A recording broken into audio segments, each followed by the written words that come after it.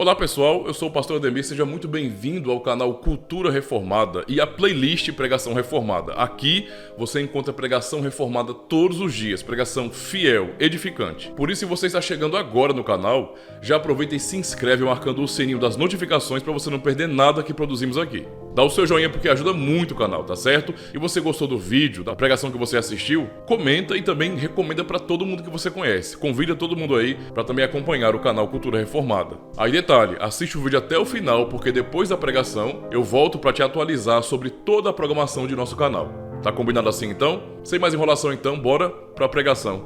Roda a vinheta.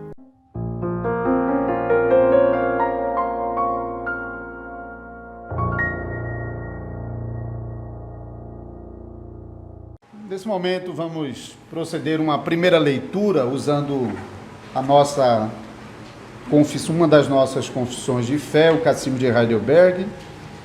Vamos para o domingo 6 do Catecismo.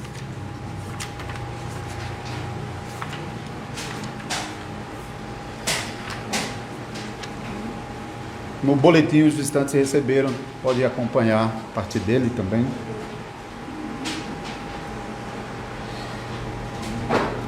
Dia do Senhor 6, pergunta e resposta 16.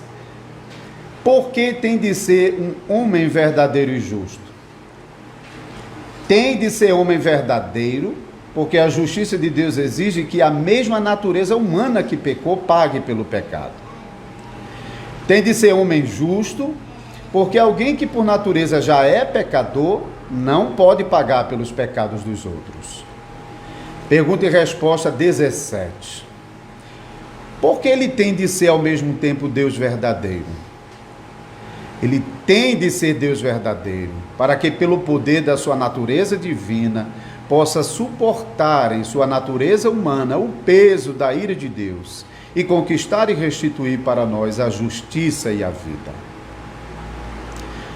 Pergunta e resposta 18. Mas que mediador é esse que é ao mesmo tempo Deus verdadeiro e homem verdadeiro e justo? O nosso Senhor Jesus Cristo, o qual se nos tornou da parte de Deus sabedoria e justiça e santificação e redenção. Pergunta e resposta 19. Como você sabe disso? Pelo Santo Evangelho que o próprio Deus revelou pela primeira vez no paraíso. Depois ele o proclamou pelos patriarcas e profetas e o prefigurou pelos sacrifícios e outras cerimônias da lei e finalmente o cumpriu por meio do seu único Filho. Agora nós vamos ao texto de Gênesis capítulo 3. Ano passado nós usamos bastante esse capítulo 3 para expor os 10 mandamentos, né? Mostrando como cada um dos mandamentos foi quebrado ali naquele primeiro acontecimento com os nossos pais, mas hoje o nosso foco será o versículo 8, que nos fala sobre a iniciativa de Deus, a providência de Deus em socorrer o homem caído, a geração caída. Então, Gênesis capítulo 3, assim diz a palavra do Senhor.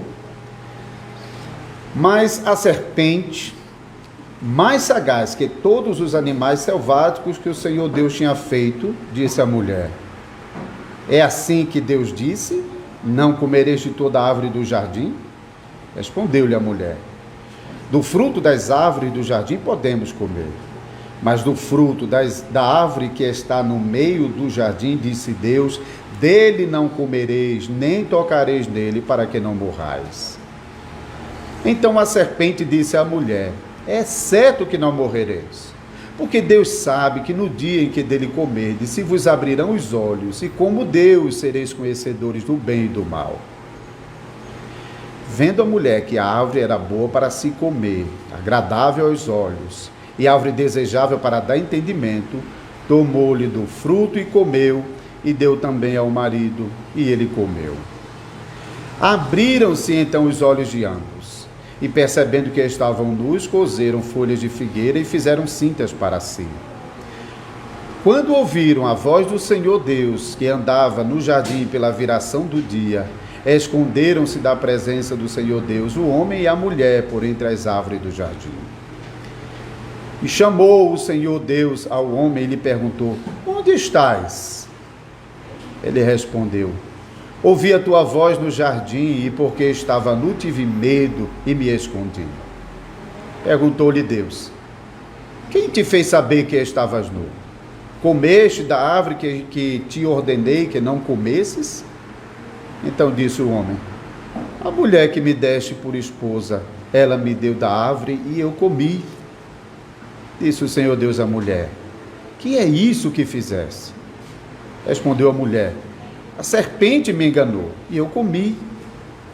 Então o Senhor Deus disse à serpente: visto que isso fizeste, maldita és entre todos os animais domésticos e o és entre todos os animais selváticos. Rastejarás sobre o teu ventre e comerás pó todos os dias da tua vida. Porém, inimizade entre ti e a mulher, entre a tua descendência e o seu descendente. Este te ferirá a cabeça e tu lhe ferirás o calcanhar. E a mulher disse: multiplicarei sobremodo os sofrimentos da tua gravidez. Em meio de dores darás à luz filhos, o teu desejo será para o teu marido, e ele te governará. E a Adão disse: visto que atendeste à voz da tua mulher, e comeste da árvore que eu te ordenara não comesses, maldita é a terra por tua causa. Em fadigas obterás dela o sustento durante os dias da tua vida. Ela produzirá também cardos e abrolhos, e tu comerás a erva do campo. No suor do teu rosto comerás o teu pão, até que tornes a terra, pois dela foste formado. Porque tu és pó e ao pó tornarás. E deu o homem o nome de Eva à sua mulher, por ser a mãe de todos os seres humanos. Fez o Senhor Deus vestimenta de peles para Adão e sua mulher e os vestiu. Então disse o Senhor Deus: eis que o homem se tornou como um de nós, conhecedor do bem e do mal. Assim que não estenda a mão e tome também da árvore da vida e coma e viva eternamente. O Senhor Deus, por isso, o lançou fora do jardim do Éden, a fim de lavrar a terra de que fora tomado. E, expulso o homem, colocou querubins ao oriente do jardim do Éden e o refugir de uma espada que se revolvia para guardar o caminho da árvore da vida. Amada congregação do Senhor Jesus Cristo, visitantes que estão conosco, como nós podemos ver com muita clareza nos versículos 8 e 9, e lendo mais uma vez, quando ouviram a voz do Senhor Deus que andava no jardim pela viração do dia, e isso indica que era algo diário, contínuo, esconderam-se da presença do Senhor Deus, o homem e a sua mulher, por entre as árvores do jardim. Versículo 9, e chamou o Senhor Deus ao homem e lhe perguntou: onde estás? É muito claro por esses versículos que foi Deus, não o homem, que tomou providência na salvação do pecador. O homem, tudo que fez foi se esconder, correr, fugir, se esquivar dos seus próprios pecados, da responsabilidade dos seus próprios pecados, mas também de encarar a Deus, porque naquele momento o homem já não desfrutava daquela confiança filial de poder se dirigir a Deus como um pai, mas ele ficou com medo do castigo que ele poderia receber daquele que é um Deus justo, daquele que é um Deus que não deixa de castigar o pecado, e que ele sabia muito bem disso, porque já no capítulo 2, na advertência que Deus havia dado ao homem para não comer da árvore do conhecimento do bem e do mal, já ali Deus havia anunciado o castigo sobre eles. Mas o homem, em sua ingenuidade, achava que podia fugir da presença de Deus. A outra coisa é que nós não devemos pensar que Deus está simplesmente no seu hábito, chegando no jardim, sem saber o que tinha acontecido. Deus é o soberano Senhor. Ele sabia exatamente o que tinha acontecido. Ele sabia exatamente o pecado que o homem tinha cometido, a transgressão ao mandamento expresso que ele lhe havia dado. Deus sabia. Mas Deus não deixou de voltar e de procurar o homem que ele havia feito segundo a sua imagem e semelhança. Então Deus procurou o homem, versículo 8 e 9. E no versículo 15, Deus prometeu salvação a esse homem que acabara de se precipitar no pecado. Versículo 15: porém inimizade entre ti e a mulher, entre a tua descendência e o seu descendente, este te ferirá a cabeça e tu lhe ferirás o calcanhar. Deus promete ao homem um salvador, alguém que acabaria com esse estado de coisas que o homem acabara de dar origem. E como uma demonstração, como uma prova e como um sinal dessa promessa abençoada que Deus acabara de comunicar ao homem, lá mais para frente, no versículo 21, fez o Senhor Deus vestimenta de peles para Adão e sua mulher e os vestiu. O homem já tinha procurado algum tipo de vestimento quando percebeu que estava nu, mas não era uma vestimenta apropriada. Não para cobrir a sua nudez diante de Deus. Talvez para cobrir a sua nudez diante do outro, porque de alguma maneira estava cobrindo, mas não diante de Deus. Diante de Deus era necessário uma roupa especial, uma roupa que eles não podiam produzir. Deus mesmo produziu uma vestimenta que aponta para esse Salvador anunciado no versículo 15, Salvador que viria e que assumiria a nossa própria natureza humana e que por meio da sua perfeita humanidade nos redimiria do cativeiro da corrupção. Notem os irmãos, no versículo 15, que Deus, ele não ofereceu salvação ao homem. Não ofereceu salvação, ele prometeu salvação. É diferente. Então, salvação não é uma questão de oferta. Deus, ele não veio proporcionar a possibilidade de salvação. Ele não veio oferecer ao homem uma alternativa para o homem escapar do seu estado de miséria em que agora ele se metera. Não. Deus veio prometer salvação. Isso é muito diferente. Então a pergunta que eu quero que os irmãos pensem nesse momento: a salvação, ela é obra do céu ou da terra?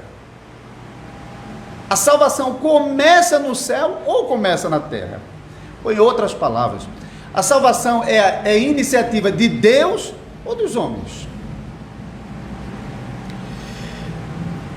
Provavelmente, irmãos, para todos vocês que estão aqui, como membros de igrejas de tradição reformada, assim, parece óbvio. Claro que a salvação é uma iniciativa de Deus. Claro que salvação não é obra do homem. Mas, irmãos, nem sempre foi fácil para nós confessarmos essa doutrina com tanta segurança, abertamente, como nós fazemos hoje. Não. A igreja sofreu muito por causa disso. Se você olhar a história, o rastro dessa doutrina na história da igreja, sempre foi uma luta, e parece ser uma luta interminável. Acho que nós só vamos realmente poder ver essa doutrina dominando o mundo no dia final, quando Cristo remover a falsa doutrina desse mundo completamente, anular o falso ensino de que de alguma maneira o homem é responsável por sua salvação. Desde o Antigo Testamento, os profetas estavam cada vez de novo voltando a Gênesis 3,15 para repetir essa promessa do Evangelho de que Deus prometeu salvação. Deus não ofereceu a possibilidade de salvação. A lei, mais uma vez, ensinou ao povo de que todas as cerimônias, os símbolos, os sacrifícios, tudo estava apontando para o Salvador prometido de Gênesis 3,15. O Salvador que não veio para criar possibilidade de salvação. O Salvador que veio para efetivamente salvar. Efetivamente ele realizou a obra da salvação que foi prometida ao povo de Deus. No Novo Testamento, os apóstolos enfrentaram a mesma luta. Um após outro, hereges se levantaram na igreja, combatendo o ensino da soberania de Deus na salvação e oferecendo as suas alternativas para tentar justificar que o homem, de alguma maneira, ele participa na salvação. Ele é um coagente na salvação. Daí vem aquela palavra sinergismo e monergismo, né? Sinergismo é justamente para falar sobre a participação, a cooperação do homem. Sim, é partícula grega para conjunto. Então, os apóstolos do Novo Testamento lutaram para combater esse falso ensino. E depois dos apóstolos, os primeiros pais da igreja, eles tiveram que defender com a própria vida essa verdade. E até grandes reuniões foram convocadas para manter a verdade de que na salvação Deus é soberano, do começo ao fim. Deus toma iniciativa. Deus opera a salvação, não o homem. Na época da grande reforma protestante, dos séculos XVI e XVII, as igrejas da reforma compreenderam essa verdade que a essa altura havia sido imensamente corrompida dentro da igreja de Roma e que, infelizmente, ainda continua em muitas igrejas ditas evangélicas. Até mais ou menos o século IX, dentro da igreja, mesmo a igreja romana, oficialmente, você pode pesquisar sobre o concílio de Orange, que é um concílio que foi convocado justamente para tratar desse assunto, porque ao longo dos primeiros séculos, depois das primeiras afirmações da igreja em favor da soberania de Deus na salvação, houve uma grande tensão. Talvez vocês se lembrem daquela discussão entre Agostinho e Pelágio, que foi justamente uma disputa pela defesa de quem começa primeiro a salvação. Então, de um lado, alguns estavam defendendo Deus faz realmente quase tudo, mas é o homem que começa, que dá aquele start. Outros realmente estavam defendendo que o homem cooperava em todo o momento na salvação. Outros até admitiam que o homem não consegue fazer muita coisa, mas ainda ficou lá um resquício lá e ele precisa, com a sua fé, contribuir para a salvação. No primeiro momento, a disputa entre Agostinho e Pelágio, a igreja reconheceu a verdade que Agostinho estava defendendo e, portanto, manteve a doutrina da soberania de Deus na salvação. Mas muitas pessoas, depois desse sínodo, reformularam os argumentos, voltaram com tudo de novo. Então, no concílio de Orange, mais uma vez, a igreja teve que reafirmar a doutrina da soberania de Deus na salvação. Porém, um pouco antes da reforma, tem um outro nome muito conhecido dentro da igreja romana, São Tomás de Aquino, um homem importante, muita coisa boa para ser lida sobre ele. Mas esse homem, ele contribuiu imensamente para uma reformulação no padrão doutrinário dentro da igreja de Roma. Isso mesmo antes da reforma, então isso é mais ou menos anos 1100, 1200. Então, a partir de São Tomás de Aquino, a doutrina conhecida como a doutrina agostiniana da soberania de Deus e da salvação, essa doutrina foi suplantada pela nova formulação doutrinária com base nos pressupostos, em boa medida pleiteados por São Tomás de Aquino, de que o homem de fato coopera na salvação. O homem de fato não é bom, o homem de fato tem todas as suas faculdades corrompidas, mas a razão não é parte da estrutura do homem que é corrompida pelo pecado. E que, portanto, há no homem uma capacidade ainda de reagir ao chamado de Deus para a salvação. Isso mudou completamente o rumo da igreja e exigiu que os reformadores, até mesmo pré-reformadores e as igrejas na época da Reforma, elas se debruçassem mais uma vez sobre a doutrina da soberania de Deus na salvação e reafirmasse aquilo que a igreja de Cristo já vinha ensinando desde o Éden, passando pelo Antigo Testamento, passando pelo Novo Testamento, passando pela igreja primitiva, passando pelos primeiros concílios das igrejas. A igreja, mais uma vez, precisou fazer isso, porque a paz da igreja estava sendo perturbada imensamente com aquele pensamento de que a fé tem algum lugar na salvação, e a fé não é de Deus, é nossa.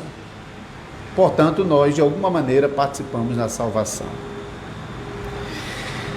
Por causa desse falso ensino que, mais uma vez, estava se introduzindo na Igreja de Cristo e perturbando as igrejas da Reforma, durante 6 meses, de novembro de 1618 a maio de 1619, várias igrejas estavam reunidas por meio de seus representantes na cidade de Dordrecht, na Holanda, para mais uma vez discutir esse assunto e mais uma vez oferecer aos membros das igrejas uma resposta mais clara, objetiva, e esperamos que para nós, pelo menos, seja definitiva quanto à soberania de Deus na salvação. E assim nós herdamos um documento importante, os cânones de Dort, que nós adotamos oficialmente como confissão de fé em nossa igreja também, junto com outras igrejas espalhadas pelo mundo todo, e desse documento se cunhou aquilo que hoje a gente conhece como os 5 pontos do calvinismo, né? O acróstico TULIP. Então, não é na mesma ordem que os documentos aparecem nos cânones de Dort, mas foi feito um ajustamento e isso acabou virando lema da Reforma Protestante. Deus é o soberano Senhor na salvação. Só para mostrar como os cânones de Dort nos ensinam sobre isso, no artigo 7 do primeiro capítulo dos cânones de Dort, fala sobre a definição da eleição. Já no artigo 2, voltando um pouco mais, mostra que a iniciativa pela salvação do homem foi de Deus. Os cânones de Dort, capítulo 1, artigo 2, diz: o envio do Filho de Deus. Mas nisso se manifestou o amor de Deus, em que ele enviou o seu unigênito Filho, para que todo aquele que nele crê não pereça, mas tenha a vida eterna.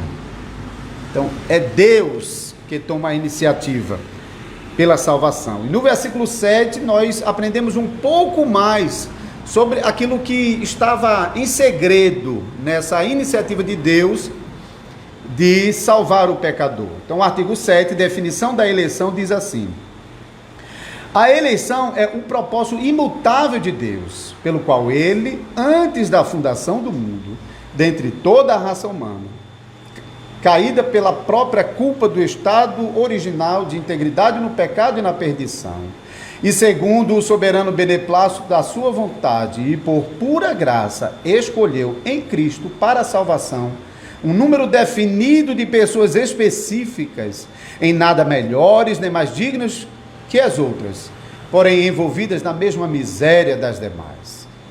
Ele também, desde a eternidade, constituiu a Cristo como o mediador e cabeça de todos os eleitos e o fundamento da salvação.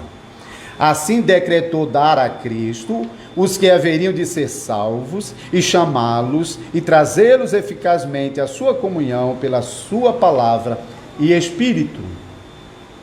E decretou conceder-lhes a fé verdadeira em Cristo, justificá-los, santificá-los e, por fim, depois de tê-los preservado poderosamente na comunhão do seu Filho, glorificá-los para a demonstração da sua misericórdia e o louvor da riqueza da sua graça gloriosa. Como está escrito, Deus nos escolheu em Cristo antes da fundação do mundo, para sermos santos e irrepreensíveis perante Ele.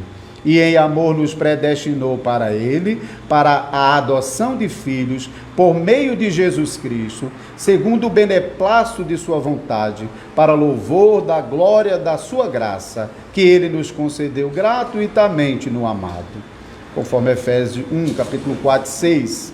E em outro lugar, e aos que predestinou, a esses também chamou, e aos que chamou, a esses também justificou, e aos que justificou, a esses também glorificou. Romanos 8, 30. Então, esse ensino da igreja claramente coloca toda a obra da salvação no homem, e até mesmo a fé alegada como o elemento de contribuição do homem na salvação é obra da graça de Deus, é obra da misericórdia de Deus. Se Deus não operar a fé no coração do pecador, ele não pode crer, não com a fé verdadeira. Quando nós estamos estudando o catecismo, a gente aprende que há uma distinção entre o que o mundo chama de fé e aquilo que a palavra de Deus chama de fé. Por isso o catecismo sempre qualifica como verdadeira fé. O Catecismo de Heidelberg, ele mostra para nós, então, qual é a condição fundamental para se alcançar a salvação. Ele diz: tem de ser homem verdadeiro, porque a justiça de Deus exige que a mesma natureza humana que pecou pague pelo pecado. Tem de ser homem justo, porque alguém que por natureza já é pecador não pode pagar pelos pecados dos outros. Então, a condição fundamental para a salvação é a plena justiça, a plena satisfação à lei de Deus, à vontade de Deus. Ou seja, é alguém que não tenha pecado nenhum. E essa é uma condição que o homem, depois da queda, simplesmente não tem mais. Acabou. O homem simplesmente não tem nenhuma chance. Ele é homem, então ele pode, tecnicamente, pagar pelo pecado, porque foi o homem que pecou. Mas ele não é justo, ele não é sem pecado para preencher o requisito de Deus na salvação, que é uma justiça perfeita. Deus, ele não exige de nós um pouquinho de justiça, ele exige justiça plena, ele exige que nós cumpramos plenamente a sua vontade, e isso o homem simplesmente não consegue.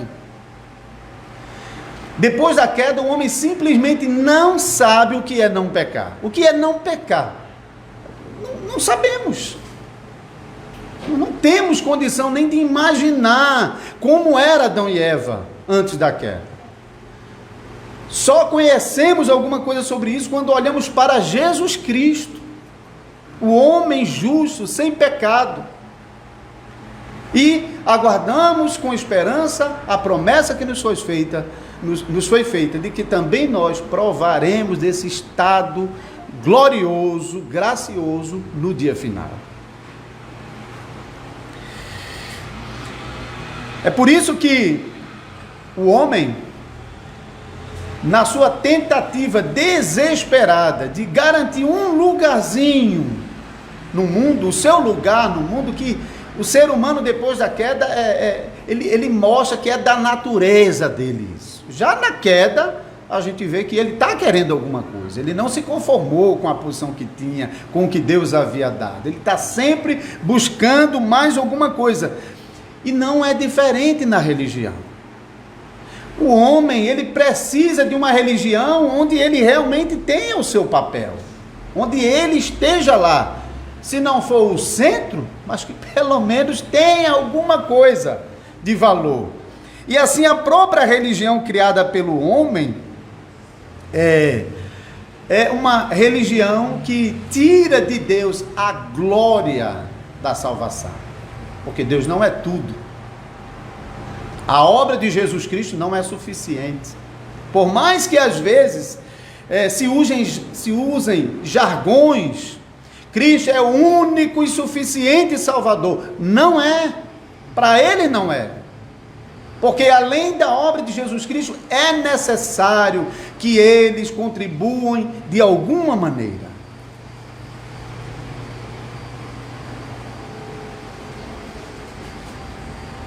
Mas se era necessário, então, um homem sem pecado, completamente justo, então, tinha que vir do céu.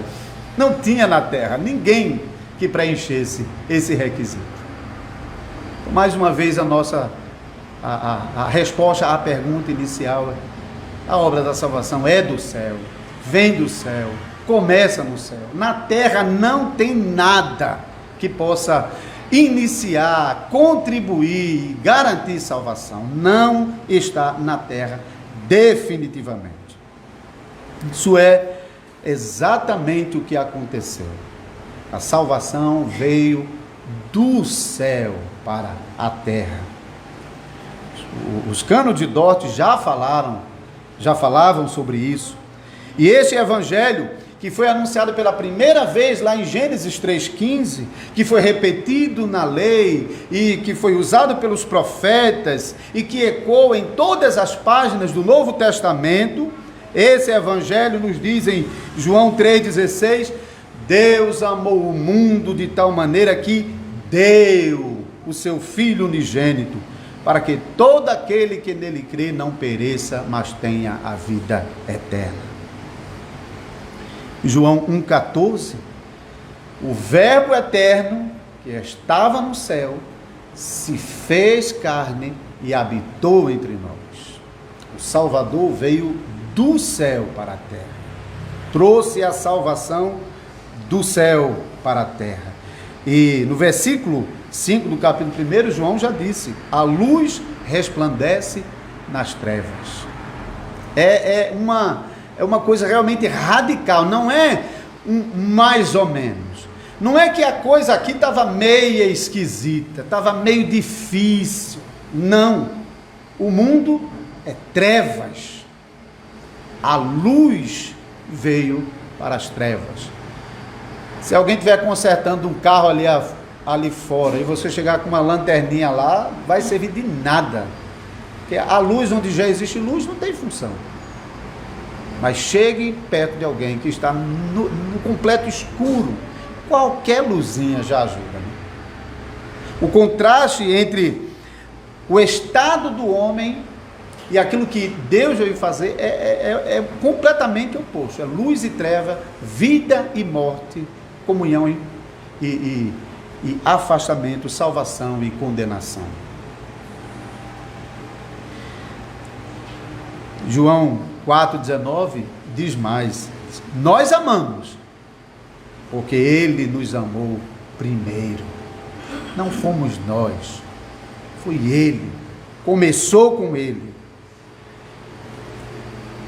E Lucas, em Atos capítulo 4, versículo 12, ele diz: em nenhum outro há salvação, porque debaixo do céu nenhum outro nome há, dado entre os homens, pelo qual devamos ser salvos, senão o nome de Jesus. Salvação somente em Jesus. Ele anunciando, como o catecismo faz, quem é esse que é homem verdadeiro e justo e ao mesmo tempo Deus verdadeiro. Quem é? Então o catecismo anuncia com as palavras de 1 Coríntios 1:30, é Jesus Cristo, o nome dele é Jesus. Esse Salvador tem nome, é Jesus. Paulo faz a mesma coisa na segunda carta a Timóteo, capítulo 1, versículo 9. Ele que nos salvou e chamou com santa vocação, não segundo as nossas obras, mas segundo o seu próprio propósito e graça, que nos foi dada em Jesus Cristo. Foi dado. Lucas 19:10, porque o Filho do Homem veio para buscar e salvar o que se havia perdido.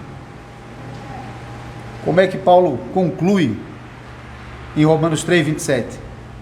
Onde está logo a jactância? Cadê? Vai se gabar de quê? O homem tem o que para oferecer? O homem tem o que para apresentar a Deus? Tem o que para barganhar? Vai se gabar de quê? Onde está logo a jactância? É de todo excluída. Por qual lei? Das obras? Não, pela lei da fé, que não vem do homem, mas é dom de Deus. Salvação é dom de Deus, obra da graça de Deus, por meio da fé que o Espírito Santo opera em nosso coração. Salvação, portanto, não depende do homem. A salvação não é obra do homem. A salvação nem começa nem termina com o homem. A salvação é obra soberana de Deus. Ela vem do céu. Ela começa e termina com Deus.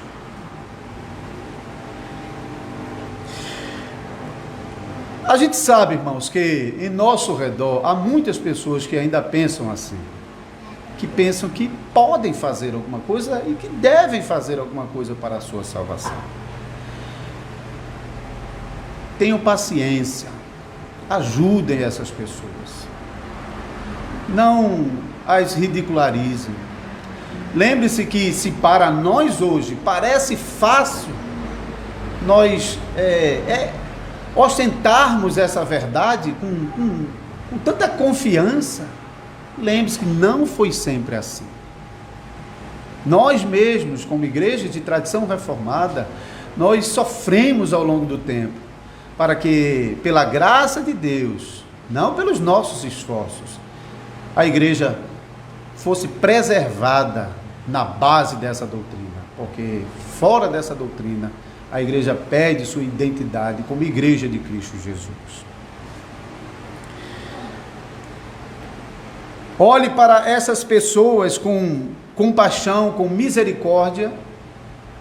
Ore a Deus, interceda por elas, para que Deus possa alcançá-las também com a verdade do Evangelho.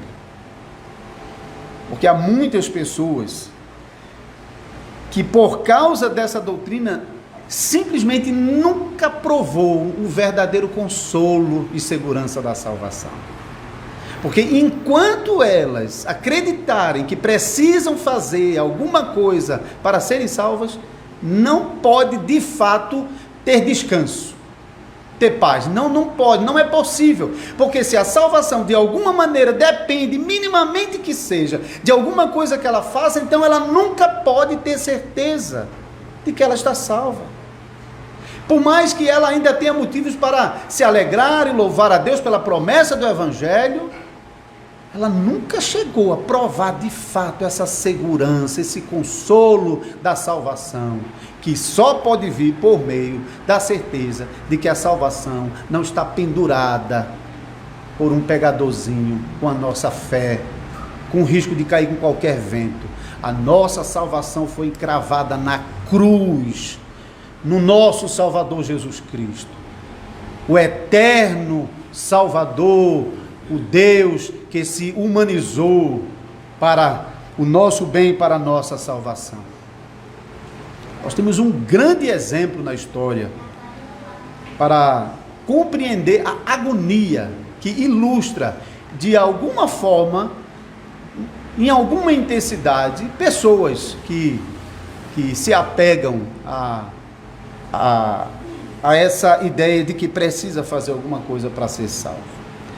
O grande reformador Martinho Lutero, e provavelmente vocês se lembram, até por meio dos filmes,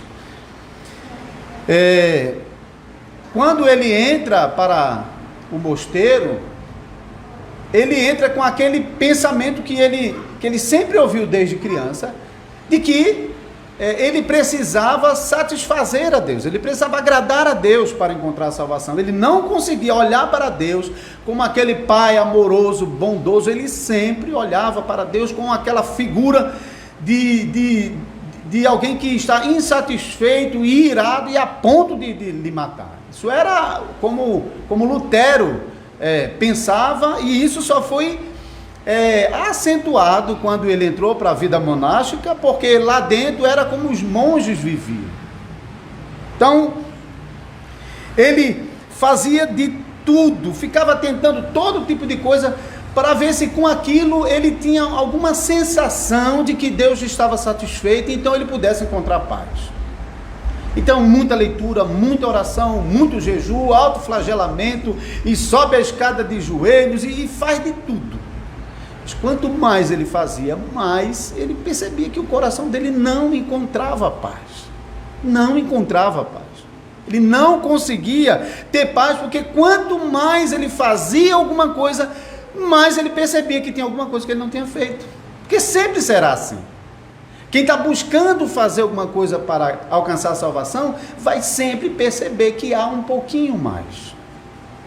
Ou ele vai cair no desespero, ou ele vai reverter a doutrina para dizer que calma, não é assim, Deus não exige tanto de nós. Deus não exige tanto de nós. Então toda a doutrina passa a ser reduzida em uma migalha que a gente pode fazer pela nossa salvação.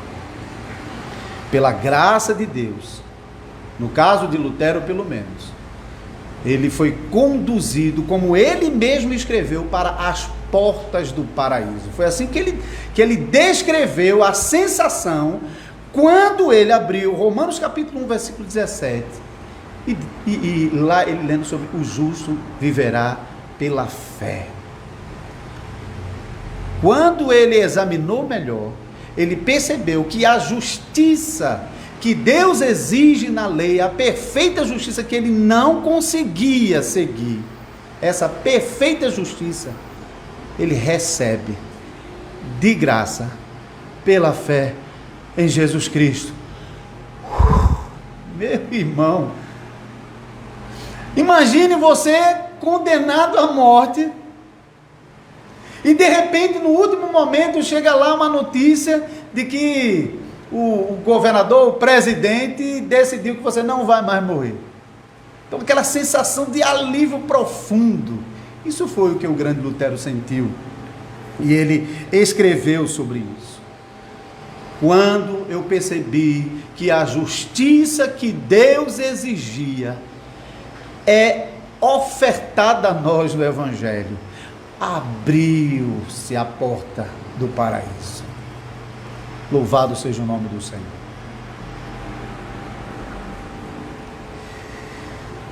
De alguma maneira, muitos cristãos, muitos deles são cristãos mesmos, são cristãos de verdade, não é para questionarmos se eles realmente são cristãos. Inclusive, quando nós hoje saímos de casa, todos vocês talvez perceberam isso, vocês passaram por mais pessoas que estavam com Bíblia na mão, arrumado e indo para a igreja. Que coisa linda! Essas pessoas, mesmo que elas estejam às vezes em igrejas que não estão servindo a Deus da maneira mais apropriada, mas elas não saíram de casa para adorar Maomé, Confúcio, ou Alá, ou seja lá quem for. Saíram de casa para adorar o Senhor Jesus Cristo. Se você está perto dessas pessoas, orem por ela. Ajude.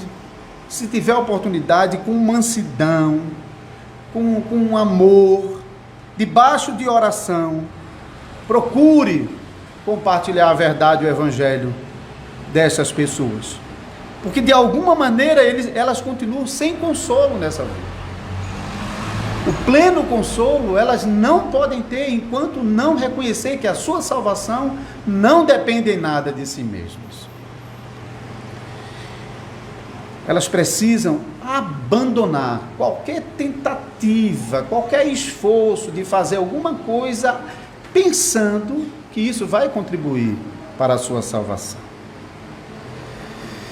Quanto a vocês, queridos irmãos e irmãs, jogando fora, lançando fora toda arrogância e presunção, podem humildemente buscar a Cristo e encontrar nele plena salvação e consolar a alma de vocês com a certeza da salvação. Em Cristo, nosso perfeito Salvador, vocês podem encontrar verdadeira segurança de salvação. Porque a salvação que Jesus conquistou por meio de sua morte e ressurreição na cruz é perfeita e satisfaz a Deus completamente. Nada mais há que Deus possa exigir de vocês. Vocês foram abençoados com uma salvação completa e definitiva. Por isso, não se desesperem com as tribulações dos nossos dias. Corram para Cristo. Consolem-se em Cristo. Nem se perturbem com as dúvidas que às vezes surgem quanto ao nosso futuro, especialmente na época em que a gente vive, quando o risco de morte se tornou uma coisa mais premente. Não se perturbe. Creiam em Cristo e esperem nele, porque o Deus que prometeu e realizou a salvação de vocês na cruz virá dos céus para levá-los para ele, para ficar com ele para todo sempre. Amém. Não esquece não de cooperar com o canal, se inscrevendo e marcando o sininho e dando seu joinha, tá certo? Aproveita logo e escolhe alguns vídeos aqui da tela para você acompanhar e continuar aí aproveitando o conteúdo do canal.